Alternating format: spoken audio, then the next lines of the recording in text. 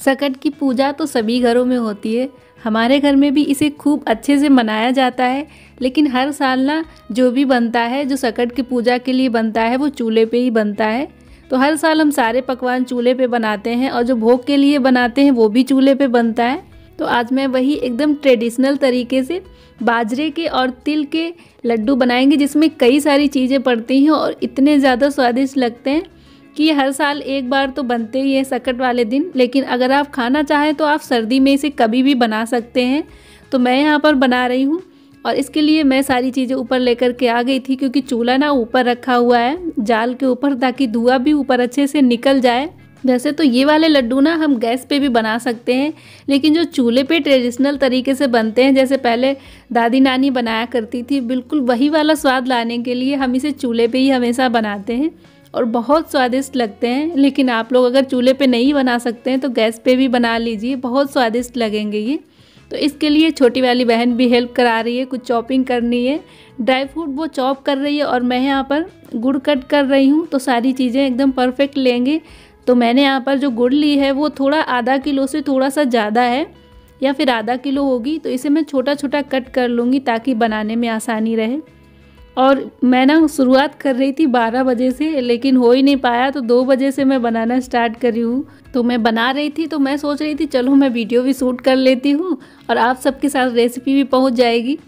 तो यहाँ पर छोटी वाली हेल्प कर रही है और अब उसने सारे चॉपिंग कर दी है जो भी मैंने बताया हुआ है। तो मैंने उसको एक नारियल दिया था आधा, थोड़े से ड्राई फ्रूट जैसे कि काजू दिए हैं, बादाम दिए हैं, और बाकी इसमें बहुत ज़्यादा कुछ लगता नहीं है। इसमें जो मूंगफली की क्वांटिटी होती है ना वो थोड़ी सी ज़्यादा पड़ती है। तो अभी मैंने जो मकर संक्रांति पे जो लड्डू बनाए हुए थे ना, उनसे ये लड्डू बहुत अलग हैं। आप वो भी लड्डू बना सकते, वो भी टेस्टी हैं। तो वो मैंने आटे के बनाए हुए थे, उनसे ये बहुत डिफरेंट लड्डू हैं। आप ये भी बना सकते हैं और वो दोनों कोई से भी बना सकते हैं, दोनों ही एकदम स्वादिष्ट लड्डू बनकर के तैयार होते हैं। तो अभी मैं बना रही हूँ और थोड़ी सी चॉपिंग रह गई है, तो मैं सोच रही हूँ चलिए सारी अच्छे से चॉपिंग करवा देते हैं, क्योंकि फिर बनाने में जब एक बार चूल्हा जल जाता है ना, फिर अब फटाफट से सारा काम करना पड़ता है, क्योंकि गैस तो है नहीं कि इसे बंद कर देंगे फिर दोबारा से चालू करेंगे। तो सबसे पहले सारी तैयारी कर लेते हैं, फिर इसके बाद में हम सारा काम करेंगे। और टाइम से थोड़ा बनाना भी है क्योंकि पूजा भी करनी होती है। और ऊपर ना यहाँ पे जितनी किचन में नीचे लाइट्स लगी हैं उतनी ऊपर ज़्यादा नहीं है, तो जल्दी फिनिश भी करना है 5 बजे से पहले, क्योंकि फिर शाम हो जाएगी, फिर दिखने नहीं लगेगा इधर। तो अब जो थोड़ी बहुत तैयारी रह गई है वो सिस्टर कर रही है, तब तक हम यहाँ पर चूल्ही जला लेते हैं। मतलब हमारे यहाँ पर चूल्ही भी बोलते हैं और चूल्हा भी बोलते हैं। हाँ, आप लोग के यहाँ पे चूल्हा बोलते हैं कि चूल्ही, ज़रूर बताइएगा। अच्छा, आप सभी से ना एक बात और कहना चाहते हैं, अगर आप मेरे चैनल पर नए हो तो प्लीज़ चैनल को सब्सक्राइब ज़रूर कर लीजिए, साथ ही साथ बेल आइकन भी दबा देना, ताकि जब भी कोई मेरी नई रेसिपी की वीडियो आएगी आप तक पहुंच जाया करेगी। और एक प्यारा सा कमेंट करके बताइएगा कि आज की ये लड्डू की रेसिपी आप सबको कैसी लगी है और आप सबके यहाँ पे किस तरह से सकट मनाई जाती है, किस तरह से रेसिपी बनती है, कौन से लड्डू बनते हैं। अगर ये वाले लड्डू बनते हैं तो ज़रूर से बताइएगा। तो अब हम यहाँ पर चूल्हा जला लेते हैं, इसके बाद में हम सारी चीज़ें फटाफट से करेंगे। इसके बाद फिर बिल्कुल भी टाइम नहीं लगेगा, क्योंकि हम जल्दी से सारी तैयारी कर चुके हैं। अच्छा, आज के जो लड्डू है ना वो इतने हेल्दी तरीके से बनते हैं, इतनी सारी हेल्दी चीज़ें पड़ती है ना, कि आप इसे सर्दियों में ऐसे भी बना करके खाएंगे तो आपको बहुत फ़ायदेमंद होंगे ये। तो आप ये वाले लड्डू ज़रूर बनाइएगा, क्योंकि बाजरे से बनते हैं तो बाजरा तो हेल्दी होता ही है, साथ के साथ इसमें काफ़ी सारी हेल्दी चीज़ें भी पड़ती है जो हमारी सेहत के लिए बहुत फ़ायदेमंद होती है। तो चलिए, चूल्हा जल गया है, अब हम इसमें डालते हैं जो मैंने भारी तले की कढ़ाई ली हुई है, क्योंकि चूल्हे पे थोड़ी सी भारी तले की ज़रूरत है। और अब हम इसमें डालेंगे 2 चम्मच घी और इसमें ड्राई फ्रूट डाल देंगे, काजू और बादाम। इन्हें हम भून लेते हैं। तो 1 से 2 मिनट ही लगेगा, ये फटाफट से भुन जाते हैं। अच्छा, मैंने विंटर स्पेशल काफ़ी सारी चीज़ें बनाई हैं, जैसे मैंने तिल की चिक्की, जिसे पट्टी भी बोलते हैं, वो भी बनाई है। अगर आप वो रेसिपी देखना चाहते हैं तो मैं आई बटन में लिंक दे दूँगी, आप वो रेसिपी भी देख सकते हैं।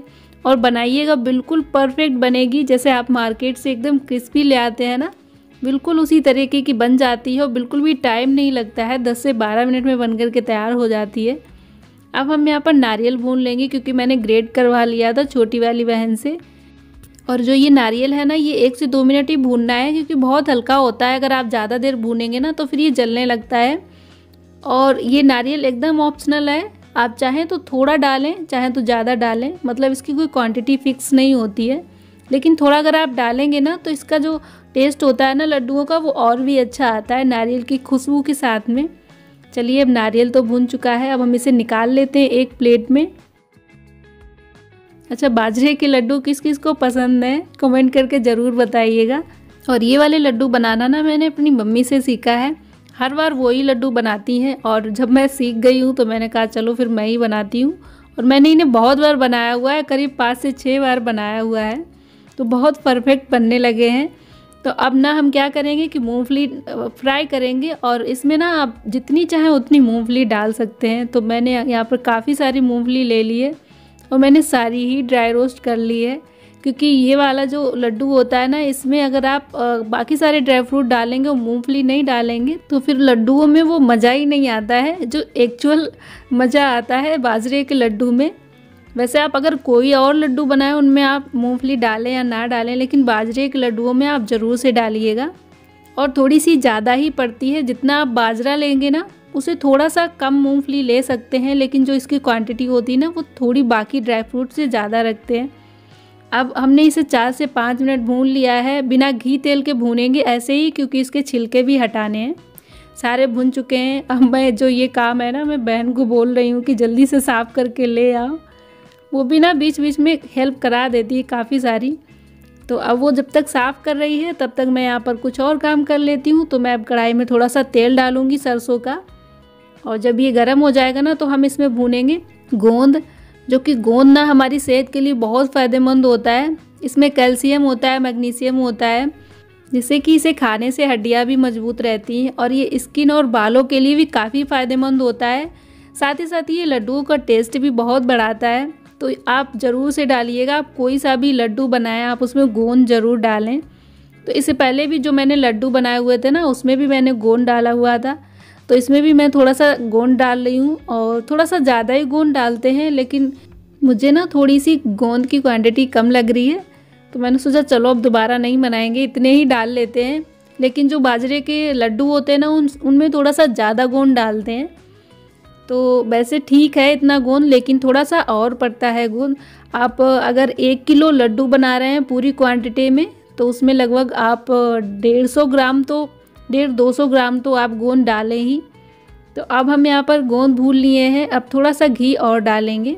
घी की क्वांटिटी ना थोड़ी सी ज़्यादा रखेंगे, क्योंकि हम यहाँ पर बाजरे का आटा भूनेंगे, तो इसे भूनने के लिए थोड़ी सी घी ज़्यादा ही रखेंगे, क्योंकि जब ये आटा भूनता है ना तो उस आटे में ना बिल्कुल भी गुठली नहीं रहने चाहिए, और बिल्कुल इवन एकदम पूरा अच्छे से भुना हुआ होना चाहिए। तो आटा भूनते टाइम आपको लगभग 10 से 12 मिनट मिनिमम लगने हैं, और थोड़ा सा कम आंच में इसे भूनना होता है। तो मैंने चूल्हे की आंच थोड़ी सी कम कर दी है, लकड़ी एक हटा दी है, और इसे 10 से 12 मिनट तक एकदम अच्छे से भूनेंगे। अगर आप गैस पर बना रहे हो तो आप 15 मिनट भून सकते हैं, और बिल्कुल लो टू मीडियम फ्लेम पर ही भूनना है। और जब आप भूनेंगे ना तो हल्की हल्की सी उसमें गुठली सी रहती है, तो आप ग्लास से या फिर कलछी से उसे दबा लीजिएगा, ताकि उसके अंदर जो कच्चापन है ना आटे का वो भी अच्छे से भून जाए। तो अब देखिए, जब आप बाजरे का आटा भूनेंगे तो इसका जो कलर होता है ना वो थोड़ा सा चेंज होता है, तब आपको पता लग जाएगा कि आटा अच्छे से भून चुका है, और सारा ही आटा अब भून गया है। अच्छा, क्योंकि ठंड का टाइम है तो फिर मैं इन लड्डुओं में ना थोड़ी सी सौंठ और हल्दी भी डाल रही हूँ, और ये दोनों चीज़ें एकदम ऑप्शनल है, कोई कंपलसरी नहीं है, क्योंकि ठंड में बन रहे हैं तो मैंने सोचा चलो फिर ये भी डाल लेते हैं, और फ़ायदेमंद भी होते हैं और थोड़ा सा टेस्ट तो आता ही है। तो अगर आपके यहाँ पर हल्दी और सौंठ नहीं पड़ता हो इन लड्डुओं में तो फिर आप ना डालें। तो मैंने यहाँ पर 2 से 3 चम्मच घी डाला हुआ है, साथ में मैंने यहाँ पर 2 चम्मच सौंठ और 1 चम्मच भर करके हल्दी डाला है। इन दोनों चीज़ों को थोड़ा सा भून लेंगे। वैसे जो सौंठ के लड्डू बनते हैं वो अलग तरीके से बनते हैं, उनमें तो कंपलसरी होता है सौंठ डालना। इससे पहले जो मैंने लड्डू बनाए हैं वो सौंठ के ही बनाए हुए हैं। तो अगर आप बिल्कुल सौंठ से बनाना चाहते हैं और पूजा वाले उसमें नहीं डालना चाहते हैं तो आप वो लड्डू बना सकते हैं और इसमें स्किप कर सकते हैं, लेकिन मैं डाल देती हूँ। ठंड में बनते हैं जब, तो मुझे अच्छा लगता है सौंठ खाना, इसलिए मैं डाल देती हूँ। काफ़ी लोगों को इसका फ्लेवर ही नहीं पसंद होता है तो वो लोग बिल्कुल स्किप कर सकते हैं। अब हम जब ये भुन जाएंगे हल्दी और सौंठ, तो वो हम इसमें डाल देंगे गुड़, और अभी हम पानी वगैरह नहीं डालेंगे। इसे ऐसे ही 1 से 2 मिनट तक चलाते रहेंगे। जब इसमें हीट पहुंचेगी ना तो ये अपने आप मेल्ट होने लगेगी। आपको पहले से पानी नहीं डालना है। जब आप पहले से पानी डाल देते हैं ना फिर वो एक अलग तरीके की चाशनी जैसा बन जाता है। फिर जब आप इससे लड्डू बनाते हैं ना तो फिर वो चिपचिपे से रहते हैं, एकदम अजीब से, छूने से ही आपको चिपचिप सी लगेगी, खाने में भी अजीब सा आटा जैसा फील होता है।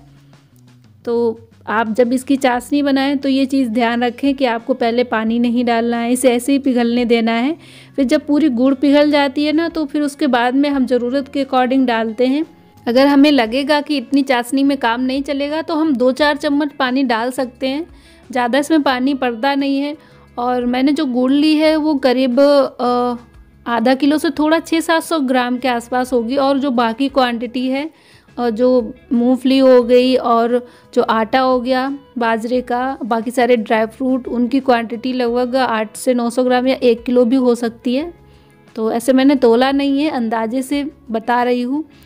तो अगर आप ज़्यादा खाते हो मीठा तो फिर आप बराबर क्वांटिटी में गुड़ डाल सकते हैं, लेकिन इतने से ही बिल्कुल सफिशिएंट मीठे हो जाते हैं। अब मैंने यहाँ पर लगभग 2 से 3 खाने वाली जो चम्मच होती है ना उतना पानी डाला है। और अभी हमें यहाँ पर एकदम वैसी चाशनी नहीं बनानी है कि एकदम बॉयल होने लगे। अगर ये बॉयल होने लगती है ना तो फिर जो लड्डू होते हैं वो टाइट बन जाते हैं। जैसे हम पट्टी बनाते हैं, चिक्की बनाते हैं, उसकी जो चाशनी होती है ना उसकी कंसिस्टेंसी होती है वो बॉयल करी जाती है, लेकिन जो लड्डू वाली होती है ना उसको हम बॉयल नहीं करते हैं। बस ये पिघल चुका है और बस ये सही कंसिस्टेंसी है लड्डू बनने के लिए। वैसे चूल्हे पे खाना बनाना किस किस को अच्छा लगता है ज़रूर से बताइएगा। सर्दी में तो काफ़ी सारी ऐसी चीज़ें होती हैं जो चूल्हे पे ही बनी हुई अच्छी लगती हैं, जैसे कि बाजरे की रोटी होगी, मक्के की रोटी होगी, साग वगैरह। तो ये सब चीज़ें बनाने के लिए मैंने ऊपर चूल्हा बना करके रखा हुआ है। तो काफ़ी बार मैं बना चुकी हूँ मक्के की रोटी, बाजरे की, ये सब चीज़ें चूल्हे की अच्छी लगती हैं और ठंड में ही ये अच्छी लगती हैं। तो हम कभी कभी जब बनाते हैं ना तो ठंड में बना लेते हैं। अच्छा, सारी चीज़ें कंप्लीट हो चुकी हैं और जो गुड़ की चाशनी है ना वो भी बन चुकी है। और मैंने तिल भी फ्राई कर लिए थे, वो मैंने नीचे गैस पे ही जब उस दिन लड्डू बनाए हुए थे तभी मैंने फ्राई करके रख लिए थे। तो आज मैंने अलग से फ्राई नहीं किए हैं, तो आप इसमें तिल भी डालें फ्राई करके। अब सारी चीज़ें मैंने इकट्ठी कर ली हैं क्योंकि 5 से थोड़ा सा ज़्यादा हो गया था टाइम, 5:30 बजे के लगभग हो गया था बनाते बनाते, मतलब साथ में शूट भी कर रहे थे तो थोड़ा सा टाइम लग जाता है उस पर। और अंदर ना थोड़ी अच्छी सी रोशनी नहीं आ रही थी, इसलिए मैं बाहर सारी चीज़ें लेकर के आ गई हूँ बालकनी में। अब यहीं पर हम लड्डू बनाएंगे और मन में ये भी लग रहा था क्योंकि अब इस टाइम पे ना बंदर भी आने लगते हैं। तो मैंने बहन को बोला था कि देखती रहो कहीं बंदर ना आ गए तो फिर ना सारे किए कराए पर पानी फिर जाएगा, क्योंकि बहुत सारी चीज़ें रखी हुई हैं। तो सक्सेसफुली लड्डू बन गए थे, बंदर तो नहीं आए थे। और अब हमने ये आटे में जो गोंद है ना उसको मैंने पहले जो ग्लास है ना उसकी मदद से महीन पीस लिया था। अब ग्राइंडिंग जार में पीसने की ज़रूरत नहीं है, वो भुनने के बाद में वैसे भी एकदम क्रिस्पी हो जाते हैं अच्छे से, ऐसे ही आप कर सकते हैं। इसके बाद में मैंने इसमें तिल डाल दिया है और अब हम ड्राई फ्रूट डाल देंगे, जो मैंने काजू बादाम या फिर नारियल मैंने जो किया था वो सारा इकट्ठा डाल देंगे इसमें। और अब हम डालेंगे मूंगफली। तो मुझे ना आटे के हिसाब से मूंगफली थोड़ी सी ज़्यादा लग रही है, तो मैंने जो रोस्ट की हुई है मूंगफली वो सारी नहीं डाली है, आधी डाली है मैंने।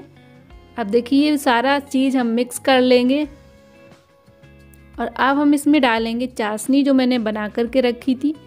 तो एक ही बार में सारी नहीं डालेंगे, थोड़ी थोड़ी करके डालेंगे क्योंकि हमें पता लग सके अगर एक्स्ट्रा चाशनी बन गई होगी तो फिर हम सारे लड्डू एकदम गीले नहीं बनाएंगे। वैसे बिल्कुल परफेक्ट चाशनी बनी थी, बिल्कुल भी एक्स्ट्रा नहीं है, सारी हमने इसमें डाल दी थी।